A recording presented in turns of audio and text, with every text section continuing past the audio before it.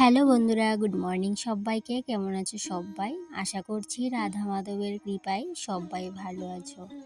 আমিও ভালো আছি।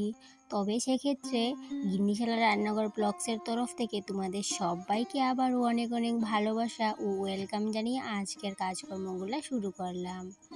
তো হ্যালো বন্ধুরা, আমি রূপা, ত্রিপুরার ধলাই জেলার ছোট্ট একটা গ্রাম থেকে অতি সাধারণ গড়ের অতি সাধারণ একজন গ্রাম্য গৃহবধূ।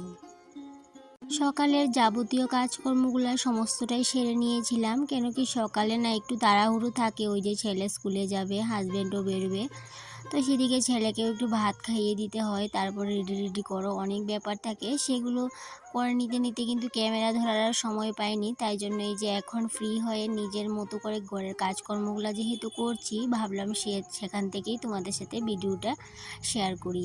আর এদিকে দেখো, খুব সকালে তো উঠে বললাম তো বাসি কাজকর্ম সমস্তটাই সেরে নিয়েছি। তারপর কিন্তু হাজব্যান্ডকে চা করে দিলাম আর ছেলেকেও টিফিন করে দিয়েছি, ভাত খাইয়ে দিয়েছি। তো যাই হোক, নিজে কিন্তু চা এখনও খাইনি, কেন কি ভাবলাম আমার নিজের কাজকর্মগুলোকে আগে সেরে নিই, তারপর চা খাওয়া যাবে। কেন কি গৃহিণীদের তো এই যে কাজ, সকালে ঘুম থেকে উঠলেই কাজ শুরু হবে আর ওই শেষ হবে রাতে বিছানায় ঘুমানো যাওয়ার আগে অবধি কাজই থাকবে। তো এবার ছোটো বড়ো কাজই হোক, যেমনই কাজ হোক না কেন, সারাদিনই টুকটুক করে কিন্তু কাজকর্ম করতেই হয়।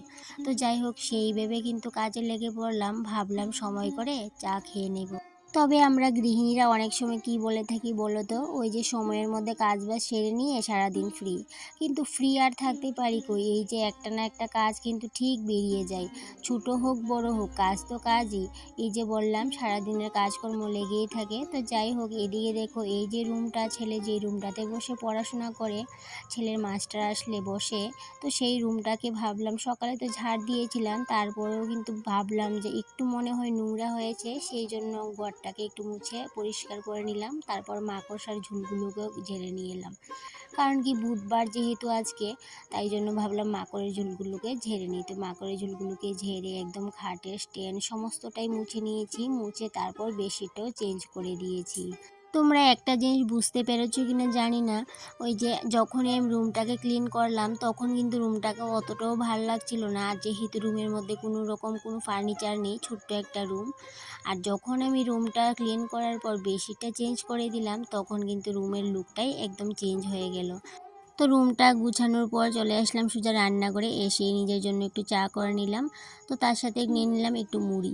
তো চা মুড়ি সকালে খেতে আমার অনেকটাই ভালো লাগে, আর মুড়ির সাথে যদি একটু খই হয় তাহলে তো আরও বেশি ভালো লাগে। তো যাই হোক, আজকে আর খই নিলাম না, সোজা চা মুড়ি নিয়ে নিলাম, তার সাথে জল। তো চা খাওয়ার পর বাসনটা নিয়ে চলে গেলাম বাইরে, তো বাসন ধুয়েও আসলাম। তো তারপর ভাবলাম ইন্ডাকশনটাকে মুছে নিই, ইন্ডাকশনটা যেহেতু ঠান্ডা হয়ে গেছে, আর যেহেতু গরম ইন্ডাকশন মুছতে নিই, তো ইন্ডাকশনটা মুছে নিয়েছি। তারপর এদিকে ট্রেটাও একটু গুছিয়ে নেব, কারণ কি যতই গুছিয়ে রাখি প্রতিদিন, তারপরেও কিন্তু একটু নোংরা তো হয়ই প্রত্যেক দিন। তাই জন্য প্রত্যেক দিনই কিন্তু একটু একটু করে মুছে পরিষ্কার করে রেখে দিই, তাতে করে আমার আর অতটাও পরিশ্রম হয় না, ওই যে একদিনে ডিপ ক্লিনের ব্যাপারটা থাকে না। তো যাই হোক, এবার ট্রেটাকে মুছে কাপগুলোকে আবার জায়গা মতো রেখে দেবো, তাতে করে কোনো ময়লাও থাকবে না, আর জিনিসগুলো কিন্তু গুছানো থাকবে। আর এদিকে দেখো, একটু জল বসিয়ে দিলাম, কেন বলো তো, ওই যে আমি যে বোতলগুলোতে জল রাখি সব সময়, দুটো বোতল না এতটাই নোংরা হয়েছে, আর একটু না হালকা হালকা কিন্তু একটা স্মেলও আসছিলো, ভাল লাগছিল না স্মেলটা, কীরকম জানি একটা শ্যাওলা শ্যাওলা স্মেল আসছিলো। তাই জন্য ভাবলাম বোতলগুলোকে ক্লিন করে নিই। আর নতুন বোতলটাতে কিন্তু কোনো স্মেল নেই, কিন্তু এই যে বোতলটা, এটা তো অনেক দিন হয়েছে, তাই জন্য একটু স্মেল করছিল, একটু বাজে স্মেল করছিল, তাই জন্য বোতলটাকেই ধুয়ে নেব। তো এবার একটু হালকা গরম জল করে নিয়েছি, কেন কি বেশি গরম জল দিলে তো বোতলটা একদমই নষ্ট হয়ে যাবে, তাই জন্য খুবই হালকা একদম, যে জলটা হাত দিয়ে ধরলে একদমই অসুবিধা হয় না, গরম লাগবে না, তো সেরকম হালকা একটা গরম জল দিয়ে দিলাম বোতলে। তারপর এই যে একটা ব্রাশ ঢুকিয়ে দিলাম। তো এবার দেখো, ব্রাশটা ঢুকানোর পর কি অবস্থা হয়েছে, ব্রাশটাকে না আমি বের করতেই পারছিলাম না, আর বোতলটা অনুযায়ী ব্রাশটা হয়ে গেছিলো ছোটো। তো এবার কি করব, দেখো আমি যদি বার করতে না পারি এটাই ভাবছিলাম, পরে কিন্তু অনেকটা কষ্ট করে বার করে নিলাম এই ব্রাশটাকে। তো ভাবলাম এটা দিয়ে তো আর হবে না, এখন আমি অন্য একটা পদ্ধতি করব। অবশ্য ওই পদ্ধতিটা দিয়েই কিন্তু আমি বোতল পরিষ্কার করি সব সময়, আর যদি আমরা বোতল পরিষ্কার করতে গেলে বোতলের মধ্যে সার্ফ দিয়ে বা সাবান দিয়ে বোতল পরিষ্কার করতে যাই, তাহলে কিন্তু এই যে বোতল পরিষ্কার করার পর আর সেই বোতলে কিন্তু আর জল খাওয়া যাবে না, কারণ কি সার্ফ সাবানের গন্ধে কিন্তু একদমই জলটা খেতে পারবে না। সেই জন্য আমি সবসময় এইভাবে করে বোতল পরিষ্কার করি। এই যে পত্রিকা কাগজ নিয়ে নিই, তারপরে এই যে উমলি গরম জলের মধ্যে কাগজগুলোকে ছিঁড়ে এইভাবে ছোটো ছোটো পিস করে বোতলে ঢুকিয়ে তারপর একটু হালকা লেবুর রস দিয়ে দিই। তার সাথে লেবুগুলোকে যখন চিপে নিয়েছি লেবুগুলোকেও বোতলের মধ্যে দিয়ে দিলাম। দিয়ে এইভাবে করে এই যে আমি ডালের কাঁটাটা নিয়ে নিলাম, কাঁটাটার সাহায্যে ভালো করে একটু ঘষে নিয়েছি। তারপর এইভাবে করে আরেকটা বোতল ছিল ঘরে, সেটার মধ্যেও এইভাবে করে ঢুকিয়ে নিলাম লেবুর পিস আর পত্রিকা কাগজ। তো এইভাবে করে কিছুক্ষণ রেখে দেবো। কিছুক্ষণ বলতে আজকে এখন আর ধোয়াধুয়ি করবো না বোতলগুলোকে, কারণ কি এই যে একটা স্মেল আছে বোতলের মধ্যে বাজে, ওই স্মেলটা যাওয়ার জন্য লেবুটা ব্যবহার করেছি আর তার সাথে পত্রিকাটা ব্যবহার করেছি বোতলটা পরিষ্কার হওয়ার জন্য। অবশ্য বোতল আমি এইভাবেই পরিষ্কার করি। আর এইভাবে করে কিন্তু এই যে রেখে দেবো, বিকেলবেলা বোতলগুলোকে ধুয়ে নেব। আর এদিকে দেখো বোতলগুলোকে জায়গা মতো রেখে দিয়ে এবার ডাল নিয়ে চলে আসলাম, কেন কি রান্নাটা তো বসাতে হবে, তাই জন্য এই যে ডাল নিয়ে নিলাম। আর রান্না করার আগে তো জানো একটা কৌটোর মধ্যে আলাদা করে একটু ডাল তুলে রাখি, ওই যে বাম হাতে 3 চিমটির মতো। তো যাই হোক সেইভাবে করে আজকেও রেখে দিচ্ছি। জানো তো বন্ধুরা, বিয়ের পর এসে শ্বশুরবাড়িতে শাশুড়িকে পাইনি, তাই জন্য এই যে পিছনে বলার কেউ নেই, ভুল করলেও কেউ বলার নেই, ঠিক বললেও কেউ বলার নেই, তাই জন্য নিজের মতো করে সংসারটা পরিচালনা করার চেষ্টা করি। এই যে নিয়ম করে কিছু কাজকর্মগুলো করি সেগুলো কিন্তু নিজে থেকেই করি। ভাবি যদি ভুল করি কেউ তো কিছু বলবে না আর নিজেরই ক্ষতি হয়ে যাবে, তাই জন্য নিজের মতো করে সুন্দর করে সংসারটাকে পরিচালনা করি। এদিকে দেখো ডালটাকে নিয়ে নিলাম আর তার সাথে ডালের জলটা দিয়ে দিলাম এই গাছের গোড়ায়, কেন কি ডালের জল দিলে, চালের ধোয়া জল দিলে গাছ নাকি ভালো গ্রো করে, সেই জন্য একটুখানি জল আমি এই গাছের গোড়াটাতেও দিয়ে দিলাম ইনডোর প্ল্যান্টটার মধ্যে। আর এদিকে দেখো এই জিরার কৌটাটাও নামিয়ে নিয়ে এসেছিলাম যখন ডালটা নিয়ে এসেছিলাম, কেন কি জিরাগুলোকে একটু রোদে দেবো, কেন কি অনেক দিন যখন হয়ে যায় জিরে তারপরে মশলাপাতি তা সেগুলোকে কিন্তু একটু মনে করে করে রোদে দিয়ে তারপরে আবার কৌটা ভরে রাখি, কেন কি নাইলে নষ্ট হয়ে যাবে, সেই জন্য। ওই যে বললাম শাশুড়ি নেই, বলার কেউ নেই পিছে, তাই জন্য মনে করে নিজেকেই করতে হয়। আর এদিকে দেখো এই যে রেশন থেকে চাল নিয়ে এসেছি, চালটাকে এবার ঝেড়ে কিন্তু আবার ড্রামে ভরে দেব, কেন কি এই যে এইভাবে করে তো চাল খাওয়া ভালো না ব্যক্তিকে নিয়ে, তাই জন্য এই চালগুলোকে এখন ঝেড়ে নেব, নিয়ে কিন্তু ড্রামের মধ্যে রেখে দেব। তো তার আগে একটা ডেগের মধ্যে কিছুটা চাল তুলে নিয়ে রেখে দিলাম, কেন কি প্রতি বৃহস্পতিবারে আমি ঠাকুর ঘরে যে চালটা দিই সেটার জন্য কিন্তু আবার রান্নাঘরে আসতে হয়, তাই জন্য আমি ওই চালটাকে আলাদাভাবে সরিয়ে রেখে দিয়েছি, সেখান থেকেই ঠাকুর ঘরে নিয়ে নেব। তো এদিকে দেখো চালটাকে এখন যে ড্রাম ভর্তি করে নেব। আর সংসারটা করতে গেলে না একটু বুদ্ধি খাটিয়ে সংসার করতে হয়, তাই জন্য কিন্তু সময়ের মধ্যে কাজগুলো করেও নিতে পারি।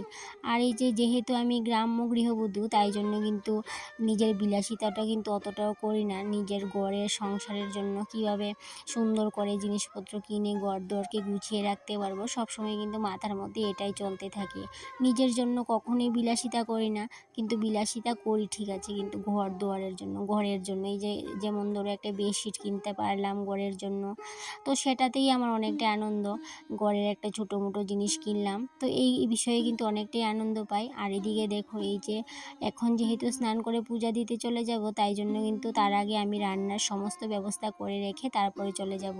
এদিকে দেখো সবজি কেটে নিয়েছি, ঝিঙে, তারপরে কারকল, বেগুন, এগুলো দিয়ে একটা নিরামিষ করব, আর তার সাথে বেগুন ভাজা আর ডালটা সিদ্ধ করে গেলাম। তো পুজো দিয়ে এসে রান্নাটা করে নেব ভেবে বের হলাম ঘর থেকে, কিন্তু এত বৃষ্টি শুরু হলো আর কি বলবো, কাপড় ভিজিয়েছিলাম এক বালতি, সেগুলোকে ধুলাম বৃষ্টির মধ্যেই, ধুয়ে দিয়ে এবার তো বৃষ্টির মধ্যে দিয়ে লাভ নেই, তাই জন্য বারান্দার মধ্যেই মেলে দিলাম।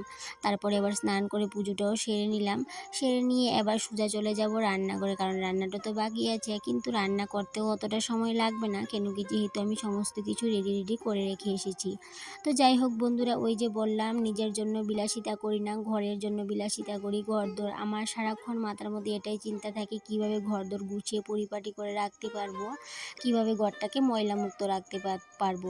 তো সেটাই আমার বিলাসিতা বলতে পারো, গ্রাম্য গৃহবধূর বিলাসিতা। তো যাই হোক এইদিকে দেখো রান্নাবান্নাও কমপ্লিট করে নিয়েছি, ডাল করেছিলাম আর তার সাথে এই যে সবুজ সবুজ কালারের নিরামিষ।